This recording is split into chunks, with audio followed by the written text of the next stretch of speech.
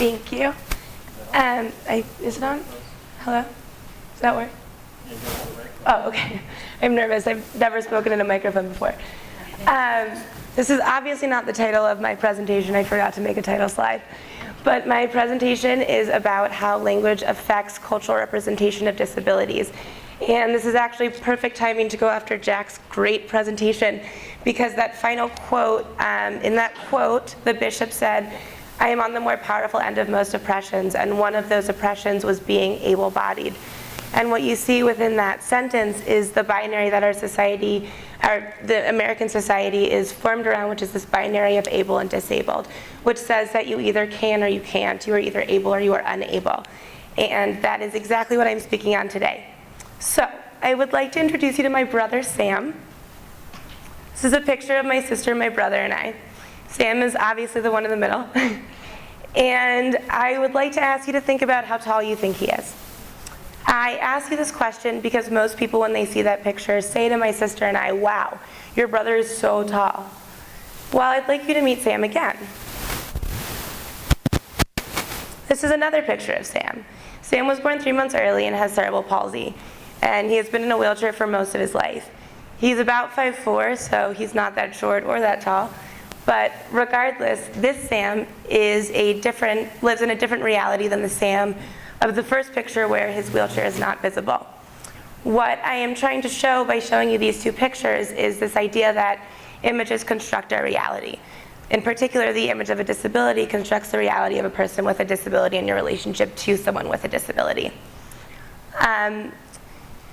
The reality of the image of a disability is very much so brought about by the view of a person's disability.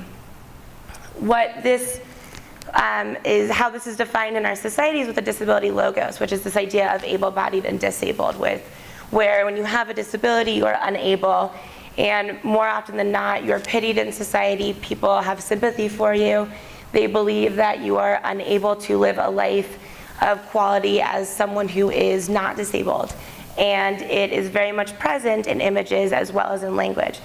Our first and only physically disabled president, Franklin Delano Roosevelt, was president in a time when we did not have a media-centered society. So his public relations team was very much able to construct an image of FDR that said that he was physically strong. And you can see this in the pictures of him and his presentations. So instead of using crutches or an aid, he built a podium that was twice as strong so he could lean against it. He used his sons as aides in that second picture. He didn't have an aide, he would just link arms with his sons. When he was sitting and his braces were exposed, they were painted black, so you can't really see them, but he's wearing braces over his socks. And in the images that were printed of Roosevelt, they only showed his waist and above to first exemplify the metaphor chained to his desk, and also to avoid showing any signs of his wheelchair, or crutches, or braces. As much as images construct the way we view a person, words can too. And this is something that we see today because we live in such a media-based or centered society, and so ignoring a person's disability is no longer possible. But what you see when you look at our language is that the disability logos of able, disabled is very much still present. If we just take the word disabled, the definition is incapacitated by illness or injury. But if we take apart the word, what we see is dis and able. Dis, meaning apart, asunder, away, utterly, also shows up in words like disbar, disability, disfirm, disbelief, basically meaning not something else. Also, interesting fact, it was the Roman god of the underworld, and it also appears in Greek Hades, in Virgil's Aeneid. And in Dante's Inferno, it is levels 8 and 9 of the underworld. So not only does dis mean no, but it comes with all these negative connotations. Able, having the power, skill, money, etc., that it's needed to do something, anything. So when we have the word disable, what we see is not being able to do something, anything, not having the power, the skill, the money that is needed. If you were to look up disabled in the thesaurus, we have all of these words that are the opposite of being powerful. Powerless, helpless, weakened, hurt, lame. And these are all words that our society thinks are similar to using the word disabled. If we think about this in the context of a person, we're putting these words weakened, helpless, powerless in front of that individual. Words equal perception, equal our physical reality. If we look at the metaphors in society today, we see metaphors that exemplify this disability logos of able and disable. For example, standing power. Roosevelt was a 4-term serving president, and what was used to define his ability to stay for so long as president was standing power, instead of something like staying power. What that shows is that standing is better than sitting. A standing ovation, if you can't stand, you can't give a standing ovation, so you are thereby excluded. It also shows that when you're standing and clapping, someone did a great job, so standing is another way of saying great job. An outstanding job, again, exemplifies that. Aside from being a funny pun, this shows that low-cut blouses are looked down upon in this establishment, so when something's looked down upon, it is not good, it's not wanted. But if you sit in a wheelchair or if you're of short stature, you're always looked down upon. So, again, exemplifying the disability logos. You can turn a blind eye or turn a life around. What this poster shows is that if you're blind, it's being synonymous with being stupid, ignorant, ignoring something, when that's not the case at all. And so that's another metaphor that we see in society. And stand-up job, another metaphor that's saying that standing is great. And Major League Baseball has a disabled list. If you're on the disabled list, you are unable to play. And if you're quote-unquote a healthy player, you can replace someone on the disabled list. Again, going with that binary. So the handout I passed out, over the course of 3 months, I looked at a variety of newspaper articles, and they were newspaper articles about people with disabilities. And the language that was used when discussing a person with a disability very much carried with it the disability logos. I'm just going to briefly go over a couple of them. It's much more detailed on your handout. But these are ways that I think that we can change the disability logos in changing the way we speak and write about people with disabilities. For example, don't objectify a subjective interpretation of a person with a disability.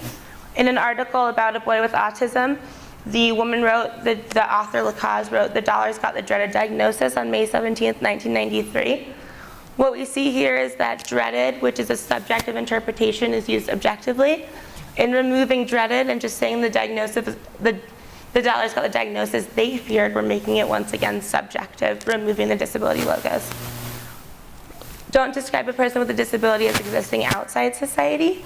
This furthers marginalization of a person with a disability, and we see it in this sentence from the same article. Watson was lost and he wasn't coming back after he got the diagnosis of autism.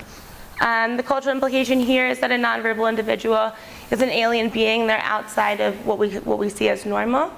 And instead we can write something like Watson had permanently changed, because in reality he had changed from being not autistic to being autistic. However, we don't have to push him to the outskirts of society.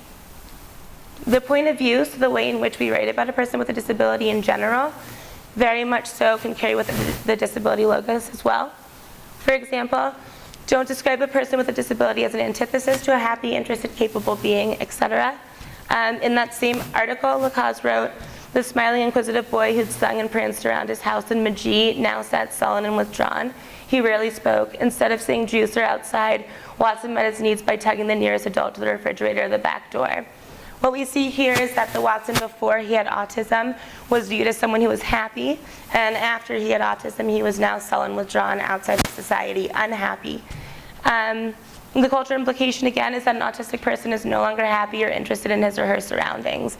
As well, he's described as tugging the nearest adult to the refrigerator or the back door, which is very much like a baby. And so he is also being compared to how a baby would act.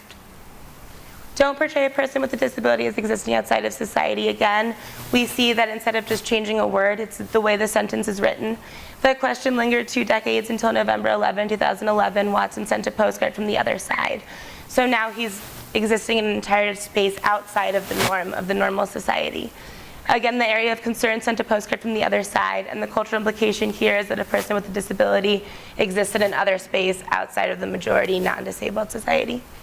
And finally, quotes. It's also important to realize that although we can't rewrite a quote, we are very much capable of using quotes and not using quotes, and the quotes we use have a way of imparting on the reader a certain view of what they're reading about. For example, in that article, again by Lacaze, his own mother often wondered, is he even in there? This is the thought of the mother, but here the mother is saying, I don't know where my son is. Now that he's autistic, I have no way of reaching out to him. A different article by an author, Richardson, she included a quote that said, "I'm not asking for free admission to the park or everybody stop the world for him to get on," said Marcy Mullins, a Harrison, Ohio mom of an 11-year-old autistic boy. "I would like to just see him happy, and if he can ride a few times, it would mean the world to me." What we see with this quote is we feel sympathy for both the mother and the son, whose autism apparently has made his life in general difficult. It's saying here that we should feel sorry for the boy, feel sorry for the mom, and that autism is this awful thing that can really ruin a life, and just riding a roller coaster ride would make it all better. And so in conclusion, although we can't change language in its entirety, words have shaped us and shaped the way we view people and individuals, but we can also shape words. We can choose the language that we use when speaking about individuals, and therefore choose the way that culture represents them and views them. Thank you.